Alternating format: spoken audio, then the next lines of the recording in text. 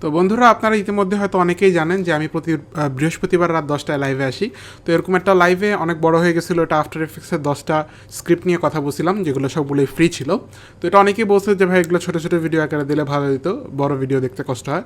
তো তাদের জন্য আমরা ভিডিওগুলো ছোটো ছোটো করে নিছি, আর এখন থেকে ওগুলো আমাদের আপলোড হতে থাকবে 1-2 দিন পর থেকে। সো আশা রাখি এগুলো আপনাদের কাছে ভালো লাগবে, যারা ওটা দেখেননি তারা এটা দেখতে পারবেন, অথবা চাইলে কেউ পুরো ভিডিওটাও দেখতে পারেন, নিচে ডিসক্রিপশানে লিঙ্ক দেওয়া থাকবে।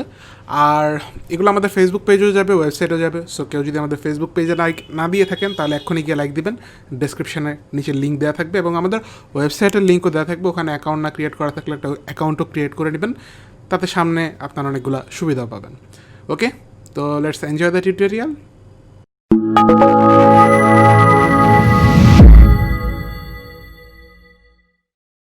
ক্রিয়েট 3D শেপস, এইটার মধ্যে বেসিক্যালি 5টা না 6টা আরও আছে। এই যে ক্রিয়েট 3D শেপস, এটার মধ্যে 1-2-8 আইটেম সিলেক্টেড, 8টা স্ক্রিপ্ট এটার মধ্যে। হ্যাঁ, তো একটা এক এক ধরনের কাজ করে। আমি যদি একটা কম্পোজিশন খুলি, ক্রিয়েট 3D শেপস নামে, সো এইটাতে আপনি কী করতে পারবেন, বেসিক্যালি আফটার এফেক্টস তো একটা 3D কোনো সফটওয়্যার না, কিন্তু আফটার এফেক্টস হচ্ছে 2.5D সাপোর্ট করে। আর এই 2.5Dকে ব্যবহার করে আপনি খুব সহজে 1-2টা ক্লিকের মাধ্যমে সিম্পল কিছু 3D শেপ তৈরি করতে পারবেন। কীরকম, আমরা যদি উইন্ডোজে যাই, ক্রিয়েট লিখে সার্চ করি, ক্রিয়েট সি, এই যে create nulls, create 3D box, create cylinder, এই যে বিভিন্ন 3Dর ইয়াগুলো চলে আসতেছে। ইভেন আমরা চাইলে ওই দিন দেখছিলাম প্লাগইনের দিন, এফএক্স কনসোল ইউজ করা, এফএক্স কনসোল ইউজ করতে পারি। Shift C চাপলাম, এই যে এফএক্স কনসোল আসলে এখানে আমরা ক্রিয়েট লিখে সার্চ দিতে পারি, Shift C। ও আচ্ছা, লেয়ার নিতে হবে না, ওকে, সলিড নিলাম একটা, সমস্যা নাই। এখন আমরা যদি Ctrl+Shift+C দেই, সরি Ctrl+Shift+C না, ওই Shift+C দেই, তাহলে এটা আসবে। এখানে লিখতে পারি ক্রিয়েট, এটা আবার শুধু ইফেক্ট অ্যান্ড প্রিসেটের মধ্যে হবে, স্ক্রিপ্টে সার্চ করবে না। আচ্ছা যাক, সমস্যা নেই। আমরা ধরেন ক্রিয়েট 3D বক্স ক্লিক করলাম, তাহলে এখানে আমরা পাবো কি কিছু অপশান। তো এটা আমি একটা দেখা দিচ্ছি, বাকিগুলো আপনারা নিজেরাই বুঝতে পারবেন। আমি বক্সেরটা দেখা দিচ্ছি, এটাই বেশি লাগে। আমরা উইথ দিলাম 100 এবং ইউনিফর্ম সাইজ দিলাম, তাহলে ঘনক তৈরি হবে, সব দিকে একই সাইজ থাকবে, 100 and then front, left, bottom, এগুলাতে আপনি কোন সাইডে কোন ইয়াটা দিতে চান, কি বলে, ইমেজ দিতে চান বা যাই দিতে চান, ওটাকে একটু ধরাই দিতে হবে।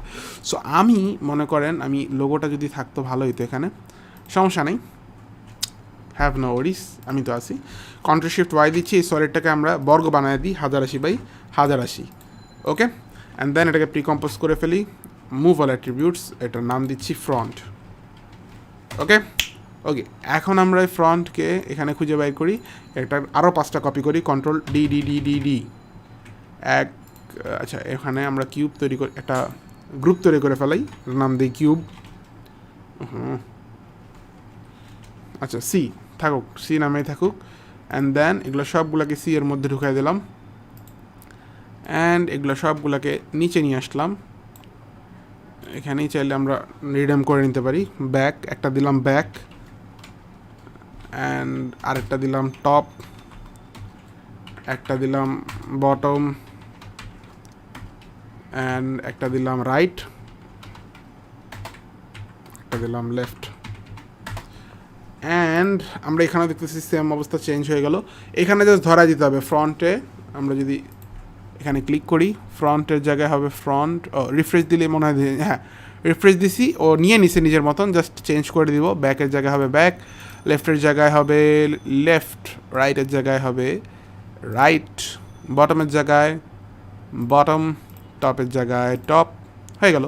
এখন জাস্ট অ্যাড কন্ট্রোলটা টিক দিয়ে রাখবো অ্যান্ড ক্রিয়েটে চাপ দিব, তাহলে আমরা একটা কিউব পেয়ে গেলাম। আমি এটাকে সরাই দিচ্ছি এটা দেখানোর জন্য। দেখেন এখন আমরা যে নালটা পাইলাম, এই নালটাকে আমরা যদি স্কেল করি তাহলে কি হবে, পুরো কিউব আমার স্কেল হচ্ছে। নালটাকে যদি আমি রোটেট করি তাহলে পুরো কিউব আমার রোটেট হচ্ছে। কোনো কারণে দুইটা ম্যাচিং হয় না ঠিক মতন, এর রিজন হচ্ছে, আমি বুঝতেছি এর রিজনটা কি, কিন্তু বুঝাবো কীভাবে আমি জানি না। আমি এখানে দিচ্ছি 100, কিন্তু আমার কম্পোজিশনগুলো সাইজ হচ্ছে 1080x1080, সো এখানে একটু মিসম্যাচ হয়ে গেছে। ওটাও 100x100 দিলে, বা এটাই এই উইথে যদি 1080 দিতাম তাহলে পারফেক্টলি কিউব আকারেই তৈরি হতো। আমি আবার যদি দেখাই, মেবি এখনও পসিবল, আমি এটা ডিলিট করে দিলাম। মেবি এখন যদি আমরা ক্রিয়েট দিই তাহলে প্রবলেম হবে না, you must assign to layers, আচ্ছা সব সিলেক্ট করে রিফ্রেশ, এটা আবার কি হলো, ফ্রন্ট হয়ে গেছে, ফ্রন্ট লেফট, আহা আচ্ছা আবার একটু ঠিক করে দিই, বটম রাইট টপ। এখন আমি জানি না ঠিক হবে কিনা এটা, I don't know, let me try, back হয়ে গেল, ক্রিয়েট। না এখন আর ঠিক হবেই না, সে ধরে নিছে, ঠিক করবো না আমি, বাট এটা হয়, কাজ করে এটা। আমার কাছে এখন একটু ঝামেলা করতেছে আর কি, আর লাইভে যে কোনো কিছু দেখানো একটু মুশকিল, জানেনই তো। আচ্ছা এইটা যে করলাম, এটার সুবিধা কি? সুবিধা হচ্ছে আমরা এখন চাইলে ধরেন ফ্রন্টে গিয়ে আমরা অন্য কোনো ইমেজ, অন্য কোনো টেক্সচার আমরা এখানে ইউজ করতে পারি। সাপোজ আমরা এইমাত্র যে বইয়েরটা নিয়ে আসলাম, বইটাকে যদি আমরা এখানে ঠেলে দিই, দেন আমরা মেইন ক্রিয়েট 3D শেপসে গেলে দেখবো যে ফ্রন্টের জায়গায় আমার এখন ওই ইমেজ চলে আসছে। আমরা রোটেট করলে দেখবো ওই যে ফ্রন্টে আমার ইমেজ চলে আসছে, দেখছেন? চ্যাপটা হয়ে গেছে, আই নো। আচ্ছা স্বাভাবিক, ওটা তো বর্গের মধ্যে আপনি মোটা জিনিস ঢুকাইছেন, এরকম তো হবেই। বাট এখন কিন্তু দেখতে পাবেন যে এই জিনিসটা আসলে ঠিকই আছে, জাস্ট ওই প্রবলেম হচ্ছে সলিডগুলো ঠিক নেই। সলিডগুলো ঠিক করে নেওয়া যায়, এটা কোনো বড় বিষয় না। আমরা যে কোনো সবগুলো লেয়ার সিলেক্ট করে ডাবল ক্লিক করলে সবগুলো খুলে যাবে, অ্যান্ড দেন একটা একটা করে সলিড ধরবেন, কন্ট্রোল অল্টার এফ চাপবেন, তাহলে এটা ফিট হয়ে যাবে। Control alt F, control alt F, control alt F, control alt F, হ্যাঁ, and then create 3D shapes আসলে দেখবেন এখন সব ঠিক আছে। ওয়াই রোটেশন এখন নাড়েন, এই যে পুরো কিউব তৈরি হয়ে গেছে। অলরাইট, সো আশা রাখি আমরা প্রবলেমটাও বুঝাতে পারছি এবং কীভাবে এটা কাজ করতে হয় সেটাও বুঝাতে পারছি।